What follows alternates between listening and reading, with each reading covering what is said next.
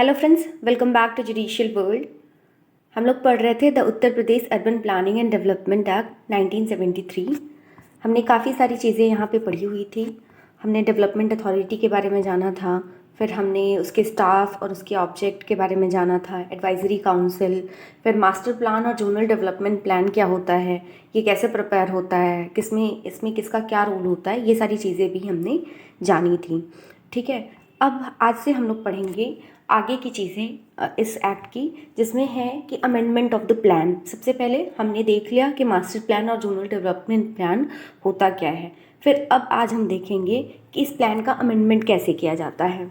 ठीक है, तो फ्रेंड्स, जो अथॉरिटी है वो क्या कर सकती है, वो इस प्लान में जो मास्टर प्लान था या जो जोनल डेवलपमेंट प्लान था उसमें जो भी उसे ठीक लगता है वो अमेंडमेंट कर सकती है। अमेंडमेंट आप जानते हैं कि कोई भी चीज़ अगर बन रही है उसमें उस टाइम के हिसाब से सही है, ठीक है, लेकिन कुछ समय बाद कुछ ऐसी चीज़ें आती हैं जिसके तहत उसमें परिवर्तन करना ज़रूरी होता है। तो ऐसे में उसको इस प्लान को रिजेक्ट तो नहीं किया जाएगा ना, एक नया प्लान नहीं लाया जाएगा, बल्कि उसी प्लान में कुछ अमेंडमेंट करके जो चीज़ें नहीं आई हैं या फिर जो ज़रूरत है उसको ऐड किया जा सकता है। जैसे कि हमारे कॉन्स्टिट्यूशन में हमेशा अमेंडमेंट करके नई नई चीज़ों को ऐड किया जाता है। हम ऑल टुगेदर कॉन्स्टिट्यूशन को ही नहीं रिपील कर देते हैं, हम नए नए अमेंडमेंट उसमें समय के साथ साथ करते रहते हैं। ठीक उसी तरीके से हम मास्टर प्लान और जोनल डेवलपमेंट प्लान में भी समय के साथ अमेंडमेंट करते रहते हैं। ठीक है, और हम नहीं करेंगे, कौन करेगा इसको अथॉरिटी करेगी। अथॉरिटी ने प्लान बनाया है तो अथॉरिटी इसमें अमेंडमेंट कर सकती है। लेकिन क्या होगा, जैसे कॉन्स्टिट्यूशन में आप बेसिक स्ट्रक्चर नहीं चेंज कर सकते जब आप अमेंडमेंट करते हैं कॉन्स्टिट्यूशन का, तो ठीक उसी तरीके से जो आप मास्टर प्लान और जोनल डेवलपमेंट प्लान बना रहे हैं उसमें आप ऐसे अल्ट्रेशन नहीं कर सकते हैं जो कि उसके लैंड यूजेस का जो एक्सटेंट है उसको चेंज कर दे, या फिर पॉपुलेशन डेंसिटी, और जो हमने पढ़ा था पॉपुलेशन डेंसिटी और बिल्डिंग डेंसिटी, मतलब कितनी एरिया में कितनी पॉपुलेशन रहेगी, वो चीज़ आप नहीं चेंज कर सकते। और आप ऐसी अल्ट्रेशन नहीं कर सकते जो कि प्लान के कैरेक्टर को ही चेंज कर दे। ये तीन चीज़ों का ध्यान में रह के ही जो है कि मास्टर प्लान और जोनल डेवलपमेंट प्लान में अमेंडमेंट किए जा सकते हैं। सबसे पहले प्लान के कैरेक्टर को नहीं चेंज करना है, आप लैंड यूजेस के एक्सटेंट को नहीं चेंज करना है। मतलब इतनी लैंड, मतलब सपोज करिए एक लैंड थी जिसको थोड़े ही मतलब लैंड की इतनी ही प्लेस में बिल्डिंग बनानी थी, तो आप लैंड यूजेस का जो एक्सटेंट है, जो उसकी मात्रा है, उसको आप नहीं बदल सकते हैं, और आप पॉपुलेशन डेंसिटी को भी नहीं बदल सकते हैं। तो अथॉरिटी अमेंडमेंट कर सकती है, लेकिन इन चीज़ों को ध्यान में रख के कर सकती है। ठीक है, नेक्स्ट हम देखते हैं स्टेट गवर्नमेंट भी अमेंडमेंट कर सकती है। अथॉरिटी के बाद स्टेट गवर्नमेंट के पास भी राइट है कि स्टेट गवर्नमेंट मास्टर प्लान और जोनल डेवलपमेंट प्लान में अमेंडमेंट कर सकती है। जो सबसेक्शन 1 में जैसा अमेंडमेंट बताया गया है वैसा अमेंडमेंट या कोई और अमेंडमेंट स्टेट गवर्नमेंट कर सकती है। ठीक है, अब क्या है, सब हमें क्लॉज 3 का ये बताता है कि जो प्लान बनाने से पहले अथॉरिटी या फिर स्टेट गवर्नमेंट क्या करेगा कि एक नोटिस पब्लिश करेगा एक न्यूज़पेपर में, जो कि उस एरिया में डेवलपमेंट एरिया, हमने पहले भी डिस्कशन किया है, डेवलपमेंट एरिया में डेवलपमेंट प्लान बनाया जाता है। तो उस डेवलपमेंट एरिया में जो कोई भी न्यूज़पेपर सर्कुलेशन में है, जो कोई भी न्यूज़पेपर पब्लिश हो रहा है, सर्कुलेट हो रहा है, उस एरिया में एक डेवलपमेंट जो इन्होंने अमेंडमेंट किया है डेवलपमेंट प्लान को, उसको पब्लिश करेंगे। और उस एरिया में रहने वाले लोगों से ऑब्जेक्शन और सजेशन मांगा जाएगा कि आपकी जो ये अमेंडमेंट है उस पर आपकी क्या राय है। ठीक है, आपको क्या पॉइंट ठीक लग रहा है, क्या पॉइंट नहीं ठीक लग रहा है। ठीक है, तो ये सारी चीज़ें क्या की जाएगी कि एक नोटिस के थ्रू एक न्यूज़पेपर में पब्लिश किया जाएगा। तो जो डेवलपमेंट एरिया में रहने वाले लोग हैं उनके ऑब्जेक्शन और सजेशन को मांगा जाएगा, और उसके बाद फिर उनके ऑब्जेक्शन और सजेशन को ध्यान में रख के अगला प्लान तैयार किया जाएगा, मतलब अमेंडमेंट को फाइनल किया जाएगा। ठीक है, तो ये चीज़ तो हम लोगों ने मास्टर प्लान और जोनल डेवलपमेंट प्लान जब प्रिपेयर करा गया था तो उस समय भी हमने ये चीज़ देखी थी कि पहले एक बार नोटिफाई किया गया था कि ये प्लान है और उसमें ऑब्जेक्शन एंड सजेशन मांगे गए थे। ठीक वही चीज़ अमेंडमेंट के साथ भी है। अमेंडमेंट में भी मास्टर प्लान और जोनल डेवलपमेंट प्लान में अमेंडमेंट करने के लिए भी एक नोटिस में न्यूज़पेपर में पब्लिश किया जाता है और वहाँ के लोगों की राय वहाँ उसमें मांगी जाती है। ठीक है, ठीक इसके बाद जब ये फाइनल हो गया, मतलब ऑब्जेक्शन और सजेशन को सुन लिया गया उस एरिया में रहने वाले लोगों से और फाइनल एक अमेंडमेंट तैयार किया गया, तो वो कब पब्लिश होगा, वो कब इफेक्ट में आएगा जब भी वो स्टेट जो भी अमेंडमेंट जो है वो उस डेट को आएगा, उस डेट को इफेक्टिव होगा जिस डेट को उसकी फर्स्ट पब्लिकेशन होती है। ठीक है, सपोज करिए ऑब्जेक्शन और सजेशन हमने सुन लिया, उसके बाद एक फाइनल अमेंडमेंट प्रिपेयर कर लिया गया, फिर उसको जिस दिन पब्लिश कर दिया गया, जिस दिन उसको ऑफिशियल गैजेट में पब्लिश कर दिया गया, उस दिन वो अमेंडमेंट जो है वो इफेक्टिव हो जाएगा। लेकिन अगर कोई और डेट भी स्टेट गवर्नमेंट, कोई और डेट भी अथॉरिटी या स्टेट गवर्नमेंट बताती है, तो फिक्स करती है, तो उस डेट को भी ये जो प्लान है वो इफेक्टिव हो सकता है। ठीक है, और इसके बाद इसका जो क्लॉज 5 है वो हमें ये बताता है कि अथॉरिटी अगर कोई ऐसा अमेंडमेंट करती है सबसेक्शन 1 में, अथॉरिटी के पास सबसेक्शन 1 में अमेंडमेंट की पावर है, स्टेट गवर्नमेंट के पास सबसेक्शन 2 में अमेंडमेंट की पावर है, तो क्लॉज 5 हमें बताता है, सबसेक्शन 5 हमें बताता है कि जब अथॉरिटी सबसेक्शन 1 में कोई अमेंडमेंट करती है तो वो इस अमेंडमेंट की रिपोर्ट किसे देगी, स्टेट गवर्नमेंट को देगी, और वो सारी चीज़ें, वो सारे पर्टिकुलर्स बताएगी जो कुछ भी उसने अमेंडमेंट में किया है, कितने दिन के अंदर, 30 दिन के अंदर। जब भी अमेंडमेंट ऑपरेशन में आने वाला है उसके 30 दिन के अंदर जो है कि अथॉरिटी क्या करेगी, स्टेट गवर्नमेंट को ये बात इंटीमेट करेगी, बताएगी। ठीक है, और देखिए इसके बाद पहले हमने पढ़ा था कि जो ये अमेंडमेंट है, इसमें अमेंडमेंट ऐसा नहीं होना चाहिए जो कि अमेंडमेंट के लैंड यूजेस को, एक्सटेंट ऑफ लैंड यूजेस को, या फिर उसकी पॉपुलेशन डेंसिटी को, या फिर उसके नेचर को, उसके कैरेक्टर को ना चेंज करे। तो क्वेश्चन आता है कि ये डिटरमाइन कौन करेगा, कि जैसे कि सब क्लॉज 1 में हमने पढ़ा कि अमेंडमेंट ऐसा नहीं होना चाहिए जो कि उसके कैरेक्टर को चेंज कर दे, प्लान के कैरेक्टर को चेंज कर दे, उसकी पॉपुलेशन डेंसिटी को चेंज कर दे और उसके लैंड यूजेस को चेंज कर दे। ऐसा अमेंडमेंट अथॉरिटी नहीं कर सकती। लेकिन सवाल यह आता है कि जब अथॉरिटी ऐसा अमेंडमेंट नहीं कर सकती, अगर सपोज करिए अथॉरिटी ऐसा अमेंडमेंट करती है, तो ये डिटरमाइन कौन करेगा कि ये अमेंडमेंट इस चीज़ से रिलेट करता है। तो ये डिटरमाइन करने की पावर जो है वो स्टेट गवर्नमेंट के पास है। जैसे कि मनी बिल कौन डिटरमाइन करेगा, वो जो जब हम लोग कॉन्स्टिट्यूशनल लॉ पढ़ते हैं, ठीक उसी तरीके से यहाँ पे भी ये चीज़ आती है कि ये चीज़ डिटरमाइन करने की, जो ये 3 चीज़ें हैं कि ये वॉयलेट, तो ये अमेंडमेंट इन तीनों चीज़ों को वॉयलेट तो नहीं कर रहा है, इसको डिटरमाइन करने की पावर जो है वो स्टेट गवर्नमेंट के पास है। ठीक है, तो इस तरीके से अमेंडमेंट ऑफ द प्लान के बारे में हम लोगों ने देख लिया। आई होप कि आपको समझ में आया होगा। अब हम जो अगली चीज़ पढ़ेंगे वो है कंप्लीशन सर्टिफिकेट के बारे में। कंप्लीशन सर्टिफिकेट सेक्शन 15A में हमें बताया गया है कि कंप्लीशन सर्टिफिकेट क्या होता है। ठीक है, देखिए जब कोई डेवलपमेंट एरिया है, उसमें कोई इंसान रह रहा है, ठीक है, ए नामक एक व्यक्ति रह रहा है, ठीक है, उसको एक बिल्डिंग बनानी है, तो वो बिल्डिंग कैसे बनाएगा, वो डेवलपमेंट प्लान, जो मास्टर प्लान और जोनल डेवलपमेंट प्लान बनाया गया था उसके अकॉर्डिंग वो डेवलपमेंट करेगा। डेवलपमेंट मतलब अपनी बिल्डिंग को, अपने एरिया को उसी हिसाब से डेवलप करेगा। जब उसने वो अपनी बिल्डिंग को मास्टर प्लान और जोनल डेवलपमेंट प्लान के हिसाब से डेवलप कर लिया, तो वो क्या करेगा, उसको एक कंप्लीशन सर्टिफिकेट चाहिए कि हाँ मैंने अपना जो बिल्डिंग था, अपना डेवलपमेंट था, वो मास्टर प्लान और जोनल डेवलपमेंट प्लान के हिसाब से कंप्लीट किया है।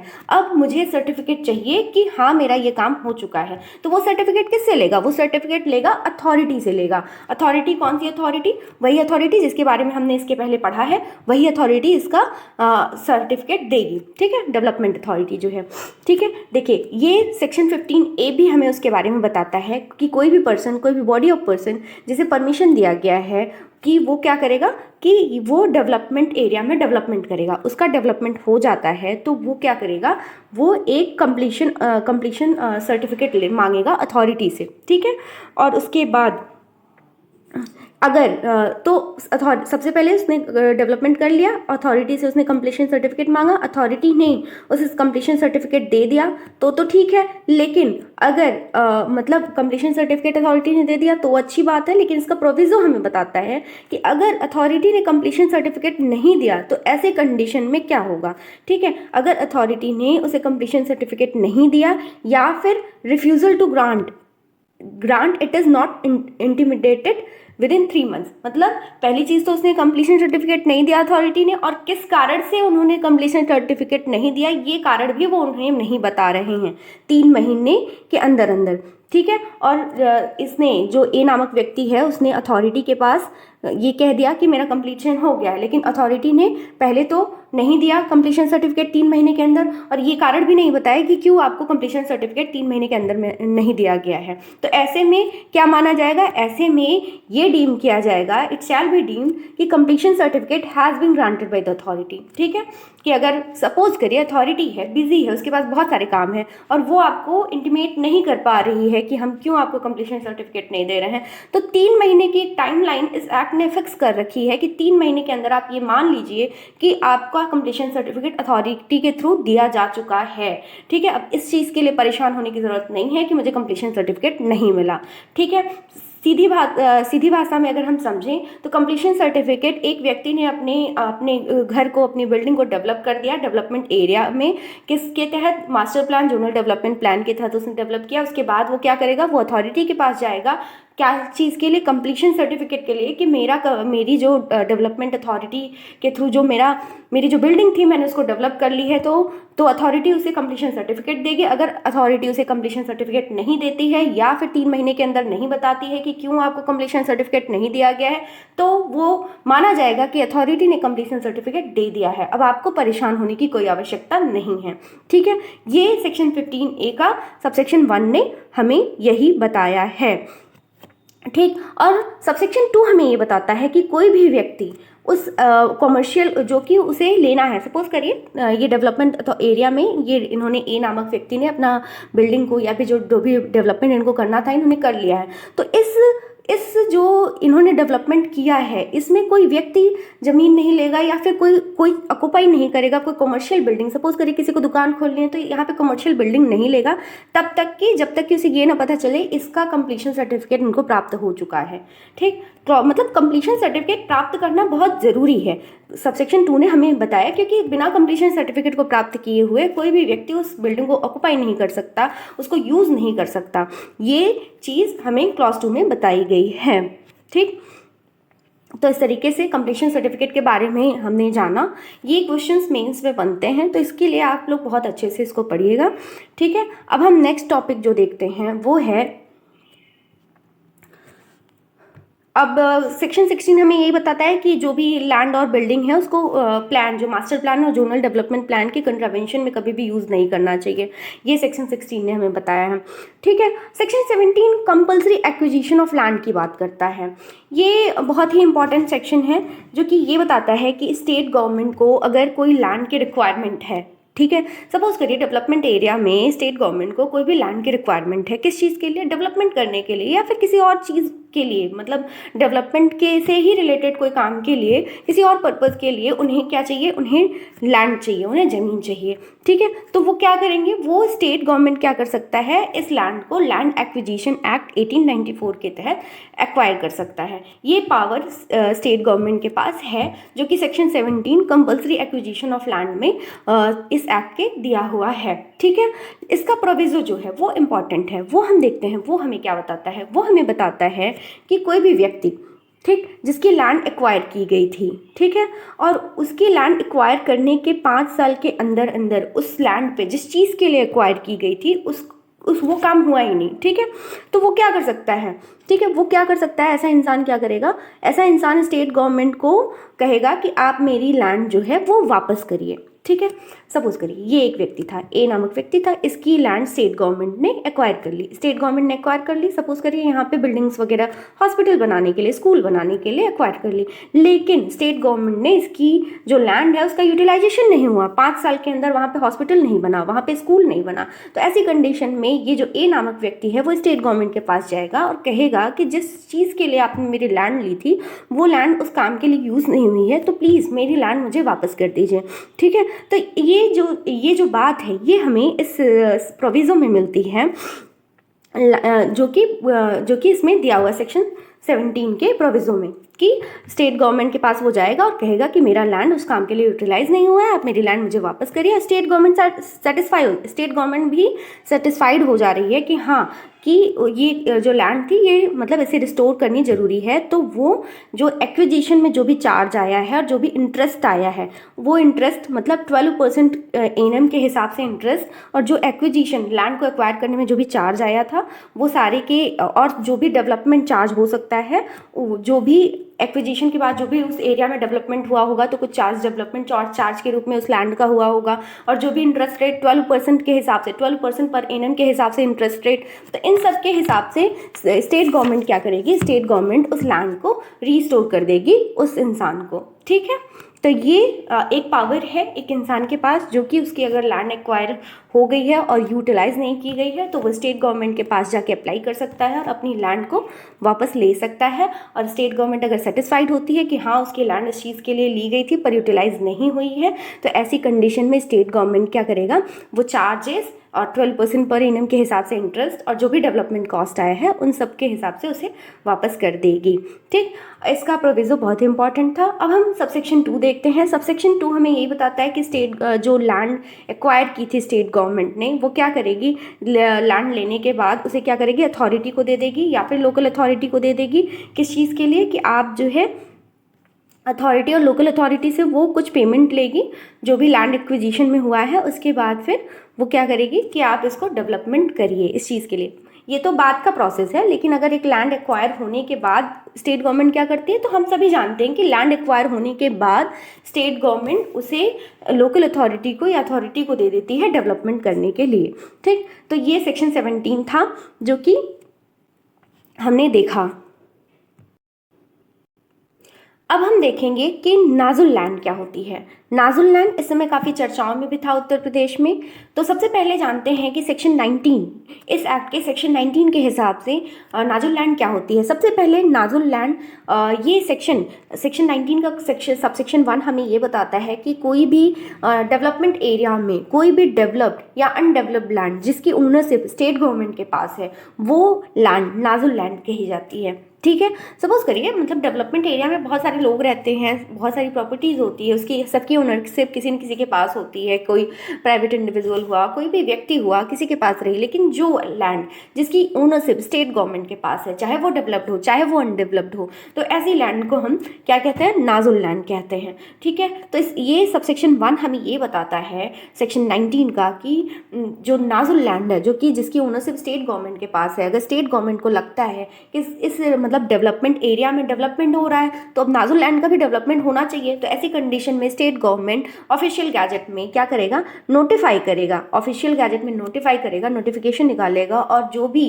स्टेट गवर्नमेंट जो भी क्या है, जो भी डेवलप्ड या अनडेवलप्ड लैंड डेवलपमेंट एरिया में है जो कि स्टेट में वेस्टेड है, जिसे क्या कहा जाता है, जिसे नाजुल लैंड कहा जाता है, वो डेवलपमेंट के लिए अथॉरिटी को दे देगा। सिंपल सी बात है, स्टेट गवर्नमेंट अथॉरिटी को डेवलपमेंट के लिए नाजुल लैंड्स को दे देगा। नाजुल लैंड क्या होती है मैंने आपको समझा दिया।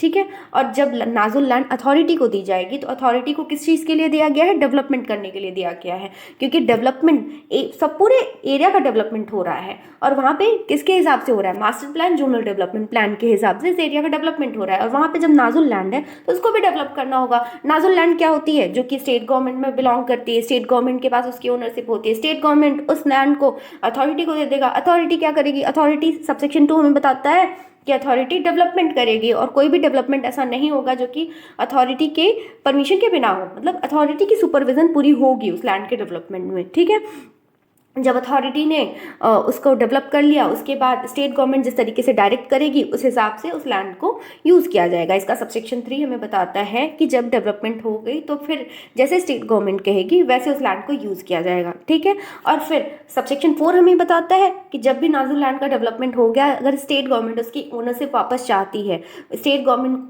उस नाजुल लैंड को अपने किसी काम के लिए यूज़ करना चाहती है, तो अथॉरिटी ऑफिशियल गैजेट में नोटिफाई करेगा और उस लैंड को स्टेट गवर्नमेंट के डिस्पोजल पे भेज देगा। ठीक है, मतलब स्टेट गवर्नमेंट के पास उसकी ओनरशिप चली जाएगी। ठीक है, तो ये सेक्शन 19 ने हमें नाजुल लैंड के बारे में बताया। नाजुल लैंड डेवलपमेंट एरिया में स्टेट गवर्नमेंट की लैंड होती है, जो कि डेवलप्ड या अनडेवलप्ड दोनों हो सकती है। स्टेट गवर्नमेंट डेवलपमेंट के लिए उसे देता है अथॉरिटी को, अथॉरिटी डेवलप करती है। इसके बारे में ये सारी चीज़ें हमें दी हुई हैं। नाजुल लैंड अभी जल्दी में ही काफ़ी फेमस था, यूपी में कुछ इशू हुआ था इससे रिलेटेड, तो इसके बारे में आप लोग पढ़ लीजिएगा और अच्छे से, क्या पता एग्जाम में पूछ ले। ठीक है, मैं उम्मीद करती हूँ आपको ये सब पसंद आया होगा, ये वीडियो पसंद आई होगी, और मैं जो पढ़ा रही हूँ वो पसंद आया होगा। आपको कोई अगर क्वेरी है तो आप कमेंट सेक्शन में पूछ सकते हैं। Thank you so much.